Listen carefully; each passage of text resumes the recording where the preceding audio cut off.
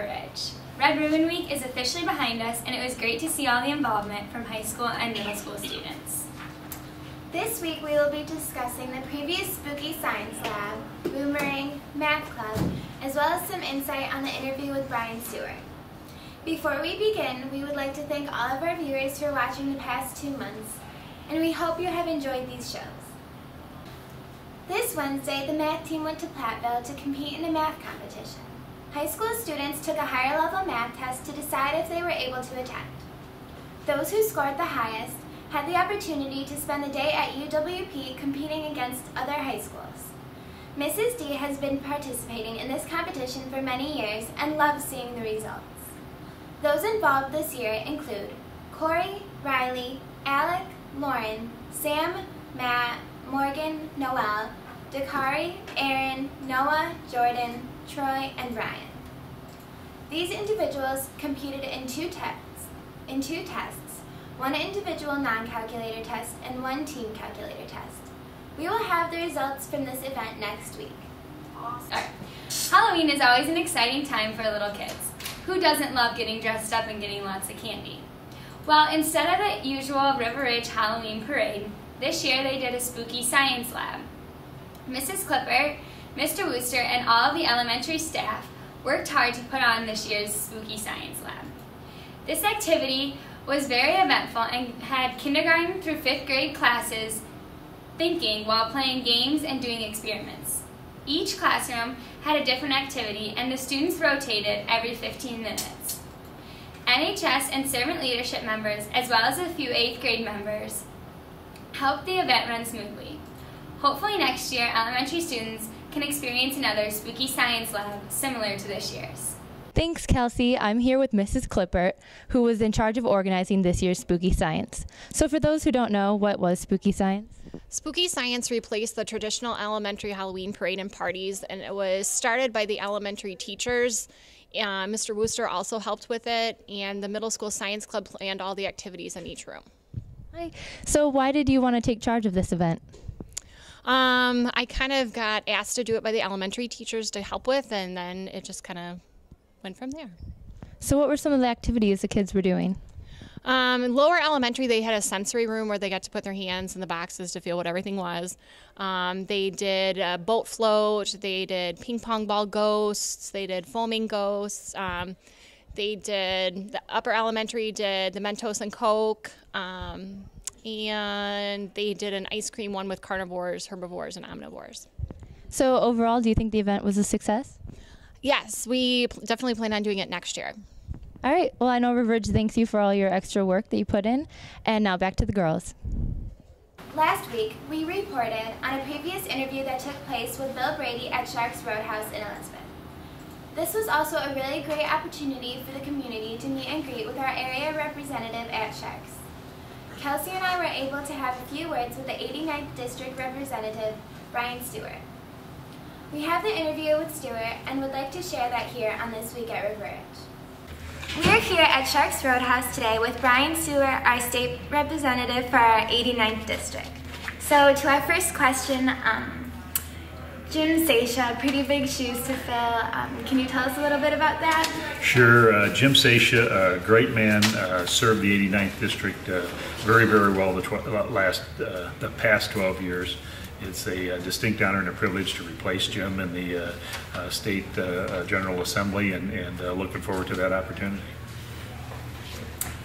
We noticed on your website that you've been a long-term member of the Chamber, and we don't know how that experience will help you to further your new position. Sure. I think the state, being a part of the Chamber of Commerce, every business in their community should be part of the Chamber of Commerce because it strengthens all the local businesses.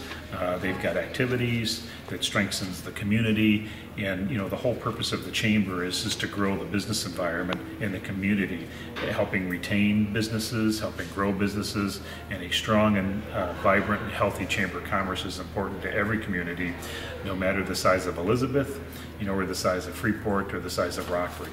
You need to have a healthy and strong Chamber of Commerce, and it can only be strong if their members are strong, and that's participation. I agree. I think that's a really key part of that characteristic, so I think that's awesome. So Your district is very rural. How do you think you can best represent small town USA down at Springfield? Well, I'm a small town USA kind of guy, that's for sure. This district, as you know, is all of Joe Davis County and Stevenson, part of Winnebago, part of Ogle, part of Carroll, and part of Whiteside County. It's 110 miles almost from East Dubuque, to the river to Winnebago County, and it's a lot of area. But the way to represent that is that I represent all the people, no matter if you're in small town, no matter your party affiliation, and I'll get out there and work and spend the time with everybody, no matter if you're in a small village or a city. You're a farmer in a rural, agricultural area. In my background, I'm somewhat unique in that aspect because one of my previous positions was in law enforcement, and that was patrolling all the rural roads in Stevenson County and getting to know everybody and listening to what their concerns are, and then taking that to Springfield and representing them. Okay, thank you. That's what we like to hear. Lastly, as 18-year-old voters, what can you do to capture our vote? What can I do to capture 18-year-old voters? Well, here's the important thing to 18. First of all, if you're 18 years old, you need to register to vote, and you need to exercise your right to vote. It is so important in being engaged in the political process in our country today, and that begins when you're able and eligible to vote. And unfortunately, voter turnout isn't what it should be, and that starts with today's youth becoming actively involved and engaged in what's going on, because whether you like politics or you don't like politics, being involved in voting and exercising your right to vote solidifies your community. It's supporting those candidates that you believe best support your ideals and what you want them to represent you in Springfield or in Washington, and getting 18-year-olds and above, actively involved is so important. You get involved in politics, you get involved in your business community, you get involved in education, and it strengthens your community, and that's why you should get involved at whatever age, in voting. But get out there and register, get out there and support candidates, get out there and work, and on behalf of those candidates, and again, it makes your community better. Okay. Well, thank you so much, and good luck to all you have in your future. Thanks very much, ladies. Great to be here this afternoon. Thank you. Yep, thank you. Boomerang has officially started for the 2013-2014 year. Students involved in this club have the opportunity to impact the lives of 5th and 6th graders through a series of sessions designed to develop good character.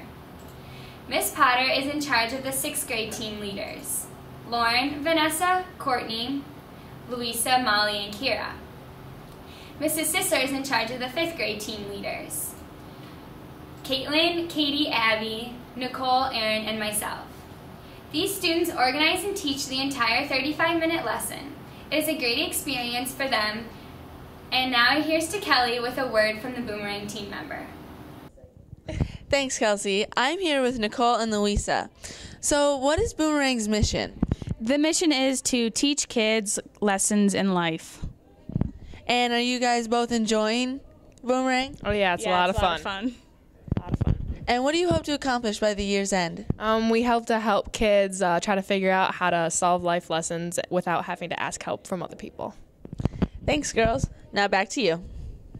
Thanks, guys. The weather's not going to be exciting this week. It's just going to be really cold. Friday's going to be mostly cloudy with a 10% chance of rain and a high of 50 and a low of 39. Saturday is going to be partly cloudy with a high of 47 and a low of 26. It's also going to be very windy with a 10% chance of rain. Sunday's supposed to be partly cloudy with a high of 45 and a low of 30 with another 10% chance of rain. Monday's going to be partly cloudy with a high of 49 and a low of 38 with, yes, another 10% chance of rain. Back to you guys. Thanks, Erin. And now here's to this week's sports. Thanks, guys. The River Ridge Scales Mound girls basketball team kicked off the week with their first practices. Last year, the Lady Cats won regionals and fought hard all the way to the sectional championship. As you all know, the girls basketball team is co-opted with Scales Mound. The girls basketball coach this year is Mr. Dave Weigel. Mr. Weigel is the athletic director and PE teacher at Scales Mound and will be taking on his second year as the varsity coach. Katie took some time to interview Mr. Weigel on last year's season and what he expects from this year. Thanks, Ashley. Last year, the girls won regionals and were 4 points short of a sectional championship. How do you feel the team is coming together this year? I think our first couple practices have gone pretty well. The girls are working hard, and hopefully we have a good season. What are some of the things we should expect from the Lady Cats as they play this year? What we should expect is some good defense. Hopefully we're intense and aggressive. And hopefully we have 10 people that are going to get out on the court and contribute, and everybody have fun and work hard. Who are some of the key players we should look for this year? Well, Katie, as you know, we put a lot of stock into our seniors' ability to lead.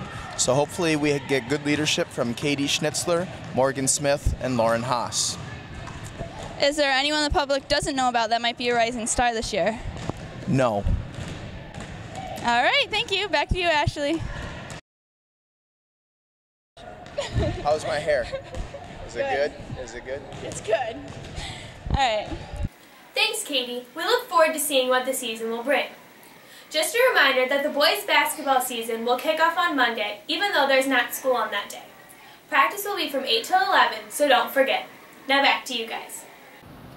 Thanks, guys. Now to current events. Hi, we're Current Events. I'm Micah. I'm Gavin. And I'm Jacob. Just recently, the United States Attorney General Eric Holder said he was most afraid of a terrorist attack on the United States from a so-called lone wolf, such as the attackers involved in the Washington Navy Yard and LAX airport.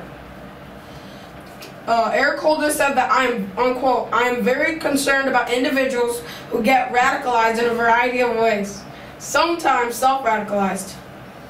Richie Incognito, a lineman for the Miami Dolphins, just got suspended for the rest of the NFL season for bullying. It should have been a great day for Richie. He just had a black Ferrari delivered to his house in Florida, but since he is suspended for the rest of the NFL season and this is the end of his contract, he may never get signed on to another team again. In recent days, police have responded to active shooter incidents at an airport, a shopping mall, and a school, highlighting the increased frequency of rampage attacks and the diversity of locations in which they occur. Thanks, boys. And now here's to our announcements for the week. Thanks, guys. Today's announcements. We have seniors. Your diploma sheets are due next week to Miss Smith. Mr. Vandigal wants a Teacher of the Year mug for his birthday next week. Hint, hint. And in Geography, Western Civ, and Sociology, you have a test next week. And Mr. Downs says Happy Veterans Day to all the veterans. Thanks, guys. Back to you. Thanks, Lauren. Now here's to Mr. Vandigo with the joke of the week. Hey, Brandon. What? What do you call a dinosaur with a wide vocabulary? I don't know. A thesaurus! Mr. Vandigo's jokes are getting pretty desperate. Desperation's a good sign. You're right. Maybe soon he'll panic and run away. Hopefully. Well, a big thanks goes out to all those who have served our country. On Monday, there will be no school in honor of these individuals. Be sure to thank a veteran and stop out to Hanover or Elizabeth at 11 o'clock on Monday to honor these individuals. Also, don't forget the play is Oliver here at River Ridge tonight and tomorrow night, beginning at 7 p.m., which is also why we don't have our green screen today, because they're using it for the play. Thanks for watching, and as always, we'll try to do better next time.